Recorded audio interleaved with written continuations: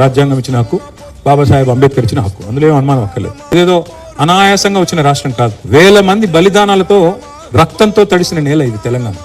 కాబట్టి ఇక్కడికి వచ్చినప్పుడు ఒకటికి 2 సార్లు ఆలోచించుకుని మాట్లాడాలి. నిన్న ఒక మాట అన్నారు, ఆయన అడ్డుకుంటున్నారు. ఎవరు అడ్డుకుంటున్నారు? పవన్ కళ్యాణ్ గారైనా ఎవరైనా సరే తెలంగాణ ఆవిర్భావ దినోత్సవం రోజు వచ్చి ఇక్కడ మేము సభ పెడతాం. అది కూడా గతంలో నేను తెలంగాణ ఏర్పడ్డప్పుడు నాకు ఆ విభజించిన పద్ధతి నచ్చలేదు. ఒక ఆయన అంటాడు తల్లిని చంపి బిడ్డను బతికించారంటాడు, ఇంకొక ఆయన విభజించిన పద్ధతి నచ్చలేదు అంటాడు. ఇష్టం లేదు తెలంగాణ ఏర్పడని సీదా చెప్పక ఉల్టా పుల్టా మాటలు ఎందుకు? ఇది బాగలేదు అది బాగలేదు. మరి నువ్వు అది బాగలేక ఇది బాగలేక 11 రోజులు అన్నం తినకుండా ఉంటే మళ్ళీ తెలంగాణ ఆవిర్భావ దినోత్సవం రోజు మీటింగ్ పెట్టాల్సిన అవసరం ఏముంది? సరే మీటింగ్ పెడదాం అనుకున్నావు, అడ్డుకున్నది ఎవరు? కాంగ్రెస్ ప్రభుత్వం. ఏమైనా అనాలనుకుంటే వాళ్ళని అనాలా? కాబట్టి పవన్ కళ్యాణ్ గారైనా ఎవరైనా ఈ దేశంలో ఎక్కడైనా పోటీ చేయొచ్చు, మాకు అభ్యంతరం లేదు.